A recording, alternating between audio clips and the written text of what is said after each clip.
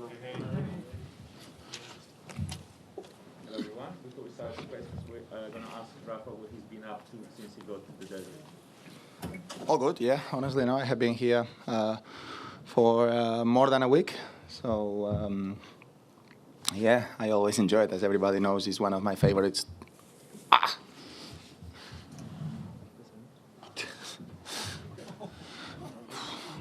It's one of my favorite tournaments, without a doubt. And yeah, I have been practicing, playing some golf, enjoying the good weather here. Yeah, and trying to be ready for the tournament. No, I take it a little bit more with calm, but I am increasing the practice and hope to be ready.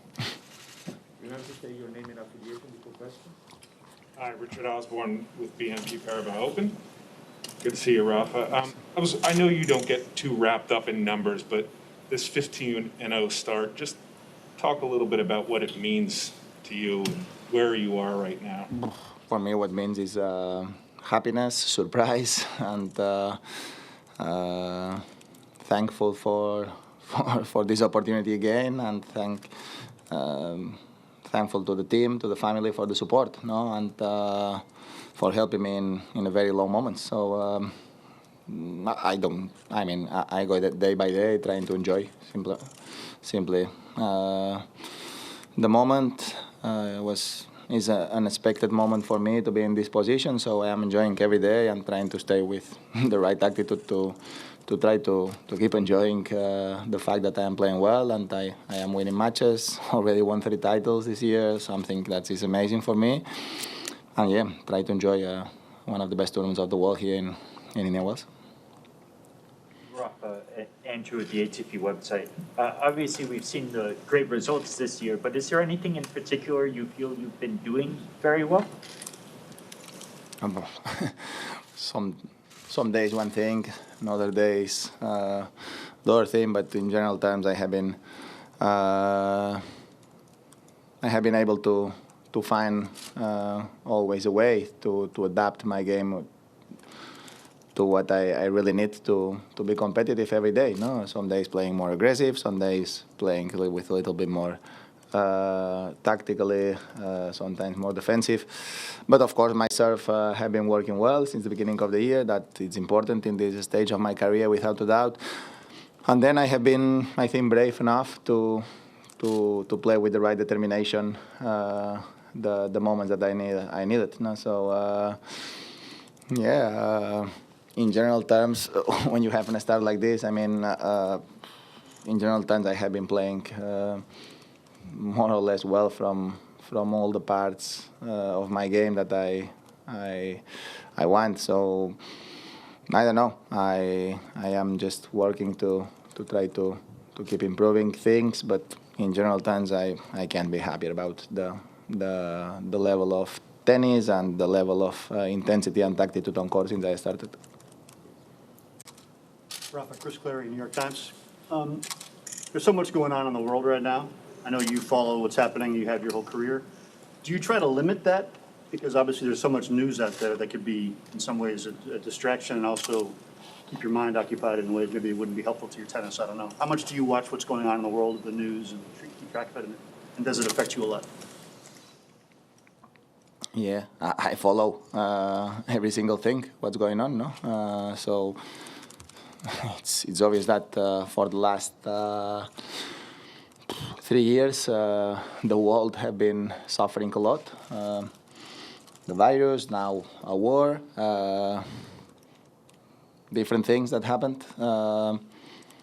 Yeah, that's the truth. When you see people on the world suffering, of course, you can't avoid to follow the things and to suffer in some way for that people. But in the other hand, the life continues, no? And the only thing that I hope is the things gonna get better and better and better in all ways, because that's what I think the humanity thinks.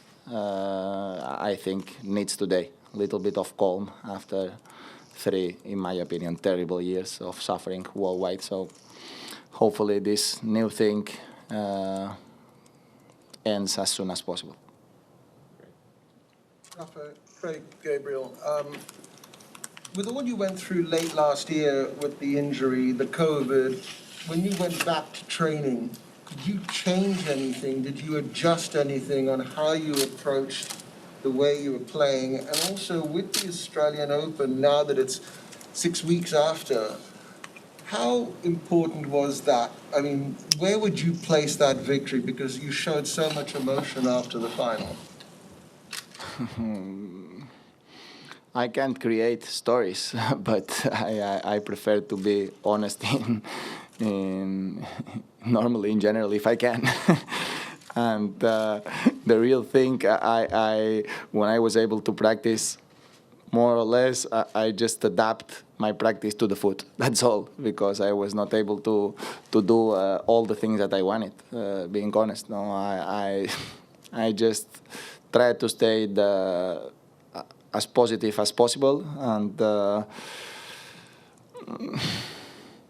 that's it. Because I mean, it's difficult to sometimes to believe for the people who is not next to me every single day, but honestly, haven't been a lot of margin to practice a lot of things before Australia. No, without moving much, it's true that I was touching the ball very well, but running, we didn't practice that. We didn't practice the movements, and of course we put some attention on the serve, but not much, not much at all. And after Australia, of course, I have been emotional. No, I have been going through some tough moments. People think only the last 6 months or 5 months because it's the period of time that I didn't play. But after Roland Garros, if you remember well, after Australia, I didn't compete till clay because I had my problems. Then after Roland Garros, I couldn't almost walk for 2 weeks. I remember without having the chance to go down the stairs normal at all. So I had to pull out from Wimbledon. Then I was not ready to go to Washington and Toronto, no. But I wanted to try, being honest, because at some point I said, okay, I need to try to come back. But the 2 months of practice before that have been terrible because I was not able to finish a practice in a normal way. So it's a much longer period of time that I have been suffering. So of course, after winning have been so important, of course, but the fact that I was able to see myself competitive and enjoying the competition, that's what was very emotional for me again, and be able to play in this huge stadium in front of plenty of people, something that I missed a lot too. All the situations have been very emotional for me. Last two questions. Hey, Rafa, Rory Carroll with Reuters. Congratulations on this incredible start to the season. Thank I'm you. just wondering about the foot. Is it fully healed at this point? And is there any lingering issues with it? And was there a point that you thought maybe your career was going to be ended because of it? It's not good to talk all the day about the foot, honestly, but I said, and if it's okay for you guys, I'm going to say it for the last time, because if not, it's about all the time trying to talk about this thing, and I want to play tennis, no, but the thing is the foot is not going to be 100% recovered, never, because I have an injury on the foot that is I can't fix. You know, that's the truth. So some days I have better feelings, and other days I have worse feelings.